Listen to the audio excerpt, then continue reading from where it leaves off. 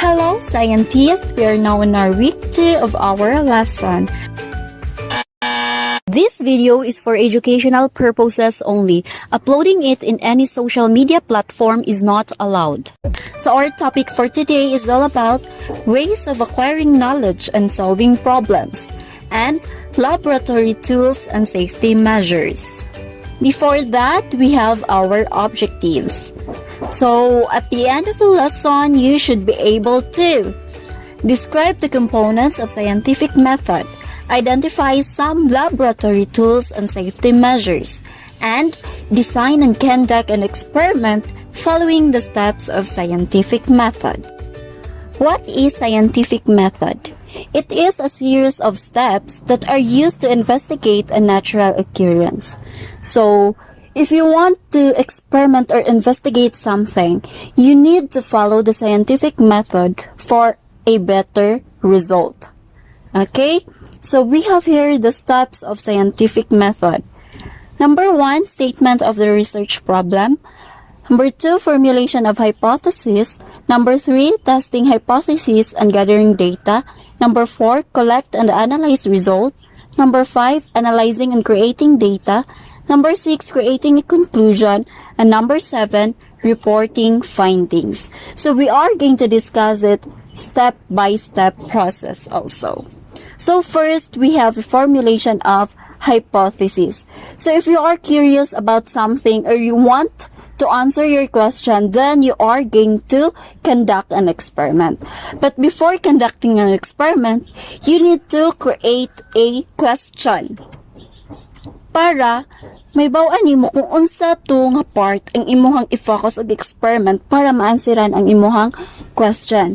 And in making a question, be sure nga imuha ra pod maansiran sa imuhang capacity. Okay. For example, I am curious about the fertilizer and the plant. So, I will going to conduct an experiment about the fertilizer and the plant. So, I will going to make a research problem or question. So, mag-develop ko. So, akong question is, does fertilizer make a plant grow bigger? So, kana dayon ang akong i-focus og experiment. Next is formulation of hypothesis. So, dapat naakay i-expect sa imong experiment. So, you are going to predict a possible answer to a problem or question. So, in stating your hypothesis, it should be start in if and then. Okay, statement. So, my hypothesis is, if fertilizer is applied to plant, then plant will grow bigger. So, ako ang prediction. But hypothesis may be stated in two ways. We have the null hypothesis and alternative hypothesis. When we say null hypothesis, it means no relationship between variables. So, it has a negative result. So, in creating a null hypothesis, my statement goes like this. The fertilizer does not affect the growth of the plants. In another hypothesis is the alternative hypothesis. So, there is a relationship between variables. It is the positive way of making a hypothesis. So, the statement goes like this. There is a significant relationship between the growth of plants and the use of fertilizer. After creating a hypothesis, then, you are going to test your hypothesis and gather data. Okay, so you are going to develop and follow procedure kung unsaon pag-conduct sa imuhang experiment. Include a detailed materials list. So, imo nang ipanglista imong materials kay mag-conduct naman ka sa imong experiment. Your outcome must be measurable. Dapat ma-measure lang nimo, dili ka mag-think atong dili nimo kaya, okay? First, you are going to identify the dependent and independent variables. Number 2, identify the variables that need to control in order to have a fair test. Prepare all the materials needed and make experimental and controlled setup. Test your hypothesis. You need to identify the dependent and independent variables. independent variable, meaning variable nga maka-stand alone and cannot be affected by other variable. While dependent variable are variable that depends on the independent variable. So, kinahanglan na siya independent variable para makita nimo ang result sa imuhang experiment. So, here, my independent variable is the fertilizer and my dependent variable is the plant. Kaya diba, ang growth sa plant ang ako ang experiment. Kung naaba siya result, kung butangan ako og fertilizer. Next here, you are going to identify the controlled setup and the experimental setup. So your controlled variables are factors that kept the same in the experiment. So here, in my independent variable is my fertilizer. And my dependent variable is the plant growth. In controlled variables, na ay plant, soil, pot, and water. Mao ng mga controlled variable. Dapat, ang water, ang soil, ang pot, ug ang plant the same. So, dapat naka-measure na siya. Imuhang plant, pariha. Imong soil, dapat ang content pariha. Imong pot, dapat pariha kadako. Then, ang water nga imong ibutang, everyday dapat the same measurement. Mao na siya ang mga controlled, imong i-control. Okay? Then, you are going to test your hypothesis. In testing hypothesis, be sure to have a fair test. Kung maingon tang fair test, ang imong dependent variable o ang independent variable, pariho og condition, og the same ang imuhang pagbutang. Okay? Ana siya. Then, you are going to collect and analyze result. In collecting and analyzing result, you are going to use a measurement. Okay, pwede ruler, pwede tape measure, and be sure nga ang imuhang unit is centimeter. Kay gagmay naman ang tubo sa plant, dili man siya dagko-dagko, no? So, in analyzing and presenting data, be sure to create a table para dali ma-analyze. Okay. For example, ang nagtanom na ko sa ako ang experiment. So, ang setup, ang group A ug ang group B. Okay, ang group A is walay fertilizer, ang group B ang naay fertilizer. So, initial height of plant, pag-test na ko, pareho sila 15 cm.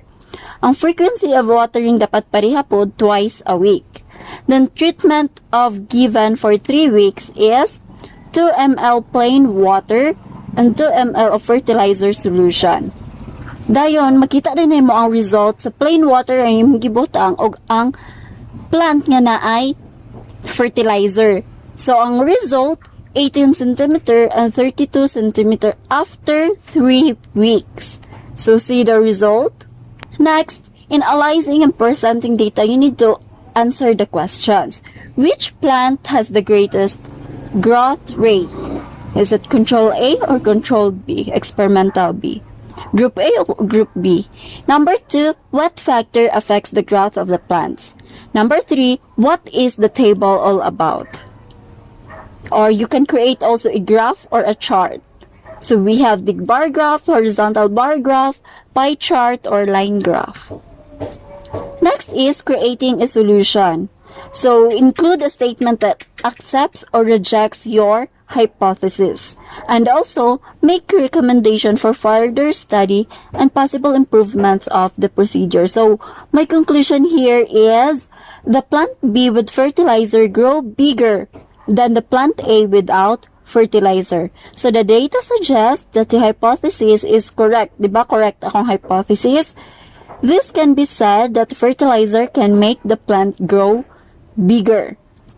So, the result is similar. So, kinahanglan pod ka mag-cite og mga studies nga naga-support sa imuhang conclusion. Okay?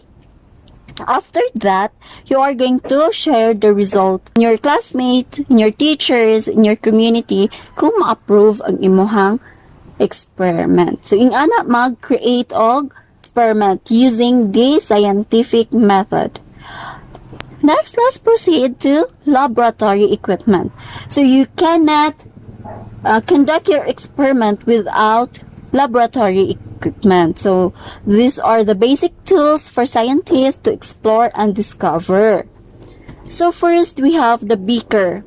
Mao siya ang dagway sa beaker, a flat-bottom cylindrical container, usually with pouring lip here, and used for mixing, stirring, and heating liquids. Next, we have the test tube, a hollow cylinder, a thin glass with one end closed, used for experiments in the labs. Test tube rack, mga butanganan sa mga test tube.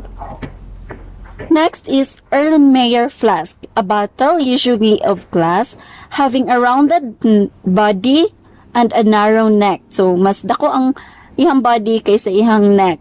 Used to heat up quicker para dali magbukal. Next is graduated cylinder, a narrow cylindrical container marked with horizontal lines to represent units of measurement and used precisely to measure the volume of liquids. Next is very common, magnifying glass, lens that produces an enlarged image of an object. Next is microscope, slide, and a cover slip. So a glass or a plastic rectangular slide that is used for specimen to be looked at under the microscope. So kung magtanaw kang specimen under the microscope, you are going to use a microscope slide. So para dili maglihok-lihok ang naa sa microscope slide, imong tabunan og cover slip. Next is a pipette or a dropper, used for moving small amount of liquids to the other container. Next is goggles, large spectacles equipment with special lenses to prevent injury to the eyes from flying objects, bubbling liquid, or other potential heat in the lab.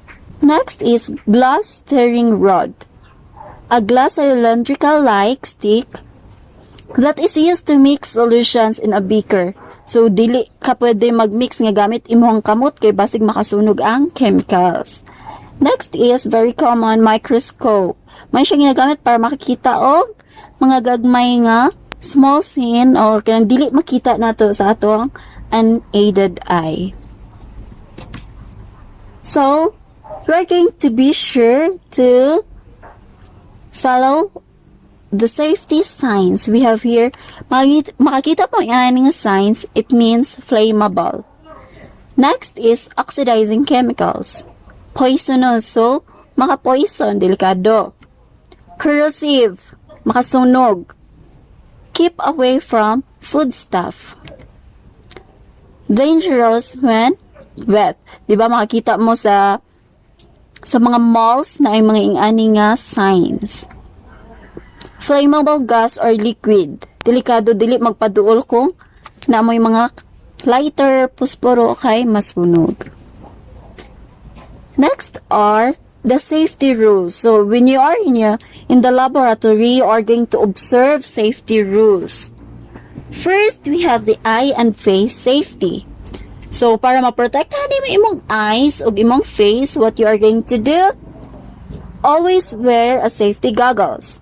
Always point a bottle or test tube away from you and others when it is being heated. Kay basig, mubuto sa imuang dagway. Next is glassware safety. So, never use a broken glassware. And heating any glassware, be sure that it is thoroughly dry. Always clean glassware thoroughly after using it. In picking up hot glassware, always use heat-resistant gloves. So, dili gunitan diretso kay masunog imong kamot. Next, sharp instrument safety. So, always handle any sharp instrument with extreme care. Always cut any materials away from you. Avoid using double-edged razors. Inform your teacher immediately if you accidentally cut yourself while doing an experiment. Next is electrical safety. So never touch an electrical outlet or appliances when your hands are wet. Do not overload the socket by plugging too many different appliances in one socket. Kay basig, ma-overload o kung ma-overload, buto. Do not use long extension cords to plug in an electrical devices. Next, chemical safety. Do not mix chemicals unless told to do so. Do not taste or touch any chemical unless instructed. Do not smell any chemical directly from its container. Close all lids when chemicals are not in use. And always rinse any chemical off your skin and laboratory gown with water. Heat or fire safety. Wear safety goggles whenever you use any source of fire. Never heat any chemical unless told to do so.